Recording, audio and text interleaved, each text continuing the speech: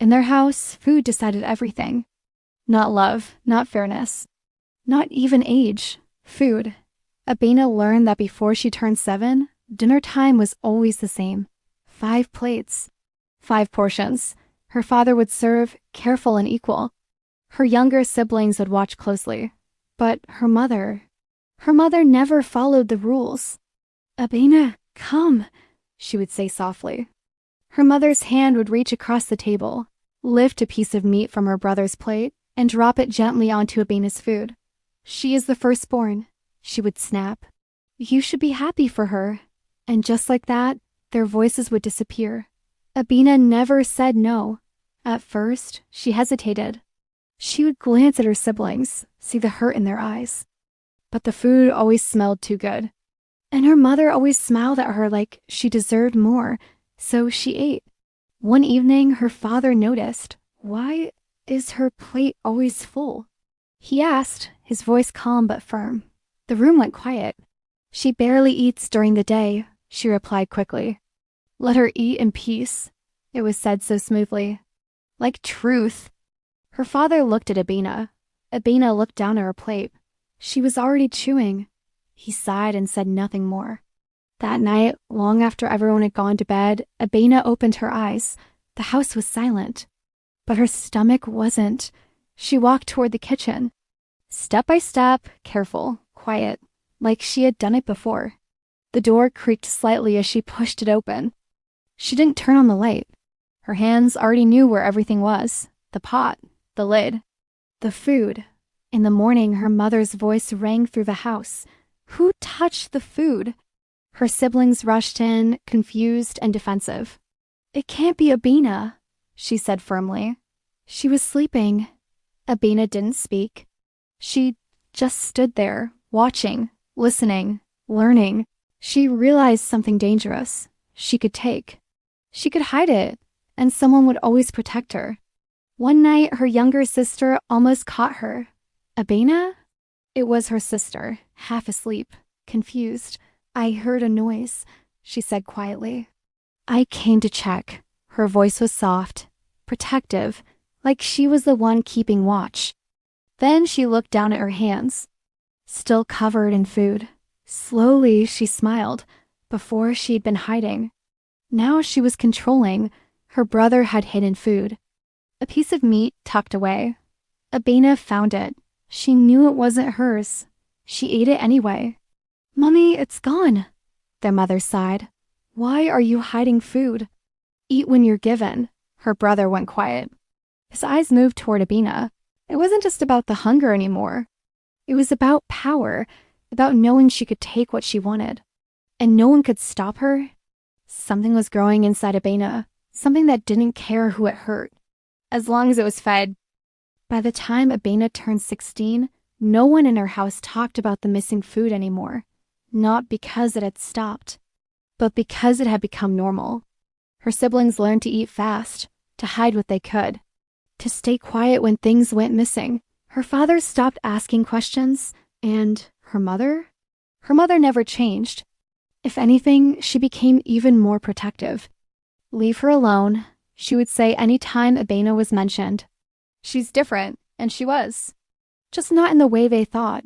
Outside the house, Abena was perfect. At school, she was everything teachers loved: smart, calm, respectful. She always had the right answers, always came out on top.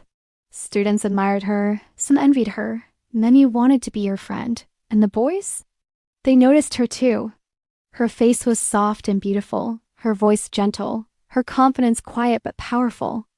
But Abena had learned something important a long time ago. People only see what you show them. So she built a version of herself for the world. In that version, she barely ate. She smiled politely when food was offered. "I'll eat later," she would say. Or, "I'm not really hungry." People would laugh. "How are you so slim? What's your secret?" She would just smile. "I don't eat much," and they believed her every single time. But behind that version, nothing had changed. If anything, it had gotten worse. She started carrying food in her bag. She learned where to sit so no one could see her clearly. Learned how to chew quietly, how to swallow quickly. She became careful, precise, controlled, until one day something slipped. It was during lunch break. Abena? She froze. Slowly, she looked up. It was one of her classmates, a girl who had been watching her for a while. "What are you doing?" Abena blinked once, then calmly reached into her bag and brought out a book. "I was looking for this," she said smoothly. Her voice didn't shake. Her face didn't change. Nothing about her looked suspicious. The girl hesitated, looked at the bag, then at Abena, then back again. Oh, she didn't sound convinced. Abena watched her go, slowly, carefully. Then she reached into her bag again, this time slower, more controlled. That day, she learned something new. People could suspect, but suspicion wasn't enough, as long as she stayed calm. As long as she didn't break, no one could prove anything. And that night, her mother smiled. "I heard you came first again." "Good girl," her mother said. "You'll go far in life." The world outside was even easier to fool. Abena wasn't just hiding anymore. She was becoming untouchable. University was supposed to be a fresh start, and for Abena, it was the perfect opportunity. No siblings watching her. No father asking questions. No one counting portions. Just freedom. Her roommate's name was Essie, loud, friendly. The kind of person who talked about everything and noticed nothing. "You're too quiet," Essie would tease. "And you hardly eat. Are you even human?" Abena would smile. "I eat, just not a lot." The first few weeks were easy. Cafeteria food came and went. Students wasted more than they finished. Leftovers were everywhere. She learned the quiet corners, the empty hallways, the late hours when no one paid attention. But habits don't disappear. They grow. Soon it wasn't enough. The night calling returned. Stronger. Heavier. Essie was asleep. The room was dark. Abena stood up, barefoot. Slow. She didn't even hesitate. Essie had food, snacks, drinks. Small things she always kept close. Abena stared. She won't notice. She reached down slowly and picked up a packet, opened it. A soft sound. She took some, then more, then faster. As he moved, Abena froze. Her hand still inside the packet. Her breath stopped. "Abena? What are you doing?" Essie asked, sitting up. Her voice was sharper now. Abena swallowed. Her heart didn't race. "I heard something," she said quietly. "I thought someone entered." Essie frowned. "Entered? Here?" Then her eyes dropped. To the open packet in Abena's hand, another pause. Longer this time. Heavier. "You were checking with food?" Essie asked slowly. That was the closest anyone had ever come. Abena felt something unfamiliar. Danger, but she didn't break. She gently closed the packet, placed it back. "I didn't want to wake you," she said. After a long moment, Essie exhaled. "Next time, just wake me," she said. Essie turned over, closed her eyes. Abena didn't move, not for a while. She just stood there in the dark, listening to Essie's breathing. The next day, she bought Essie gifts, snacks, drinks. "I saw these and thought of you," she said with a smile. That night, Abena slept peacefully. Not because the hunger was gone, because she had learned how to erase suspicion. By the time Abena finished university, she'd perfected two things: excellence and deception. Her mother beamed.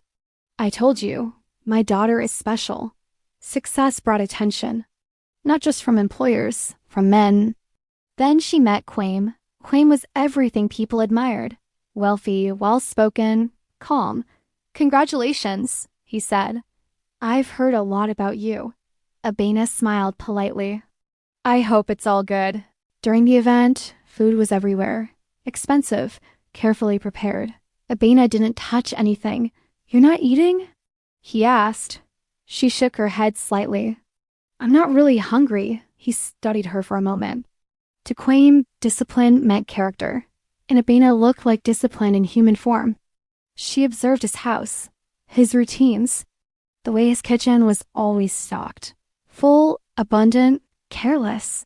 For the first time in her life, food wasn't something to fight for. It was simply there. That alone was enough to make her stay. "You don't eat much," he said one evening. "But your weight." He didn't finish the sentence. Abena already knew. "It's medical," she said calmly. His expression softened immediately. "Oh," she nodded. "Doctors have checked. Simple, clean, untouchable." Kwame didn't push further, because he cared, and because he believed her. She made sure never to eat around him, never to slip. At night, she was careful, quieter, more controlled. But the hunger, it didn't reduce. If anything, it became stronger. Because now there were no limits. Abena stood right in the middle of it, smiling, calm, perfect, while something inside her waited patiently, growing. Because for the first time in her life, there was nothing holding it back. And soon it wouldn't have to hide it all. Marriage changed everything. Kwame's house was bigger than anything Abena had imagined. High ceilings, marble floors, kitchen stocked like a gourmet store, and a staff that could cook 3 meals at once. For anyone else, it would have been overwhelming. For Abena, it was paradise. During the day, she kept up appearances perfectly. Breakfast with him, small sips of juice, a delicate bite of bread. Kwame noticed, of course. Sometimes he would comment, "You're too thin, Abena. Are you feeling all right?" At night, Abena's other life began. The moment Kwame went to bed or the staff left the kitchen, she transformed. Food wasn't just eaten anymore, it was consumed. Every leftover, every hidden corner of the pantry, nothing was safe. One night, Kwame woke up unexpectedly. He followed a faint sound in the kitchen, and what he saw froze him. Abena was crouched over the open pantry. Half a cake in her hands, frosting smeared on her face, crumbs on her fingers. "I told you it's a medical condition," she said, licking frosting from her fingers. Kwame tried everything. Healthy meals, private snacks, even locking the pantry at night. Nothing worked. Abena always found a way. She learned every lock, every corner, every hiding place. She moved silently, like a shadow. One evening, Kwame hosted a dinner for business partners. Abena arrived in a perfect gown, flawless hair, radiant face. After everyone left, Kwame went to check the leftovers. Gone. Everything.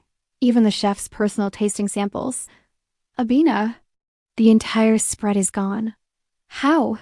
She tilted her head, smiling faintly. "I don't know what you mean." Kwame awoke to strange noises. Abena crouched on the counter, devouring expensive chocolates. Her eyes cold, calm, unyielding. "You shouldn't be in my way," she said softly. Kwame realized then he was just another obstacle.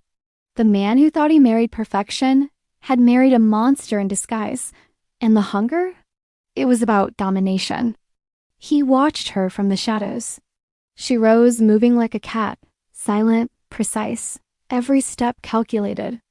By the time Kwame found her, she had consumed an entire celebration cake. "Was it good?" she asked, innocently. "Why would I stop when I can have anything I want?" She laughed softly. Kwame realized the truth. He was no longer the master of his own house. She was. And she intended to keep it that way.